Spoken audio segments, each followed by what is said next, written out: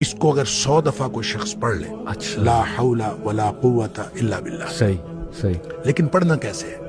पढ़ना इस तरह नहीं है कि आप बस पढ़ते जाएं। ये है क्या? ला हौला वला कुव्वता इल्ला बिल्लाह असल में क्या है? हौल का माना भी कुव्वत है और कुव्वत का माना भी कुव्वत है। ला हौला वला कुव्वत, यूं कह लीजिए ना कोई इज्तिमाई ताकत, ना कोई इनफिरादी ताकत, इल्ला बिल्लाह, सिवाय अल्लाह के। या ना गुनाह छोड़ने की ताकत, ना नेकी करने की ताकत, सही। इल्ला बिल्लाह। यानी या तो एक को पॉजिटिव बना ले, एक को नेगेटिव बना ले, या एक को इज्तिमाई या एक को इनफिरादी। सही। अब अल्लाह के सामने इसको अपना मसला समझ के ना, अपना जो भी मसला है वो सोचे, सही। और सोच के अपने अल्लाह के सुपुर्द कर दे।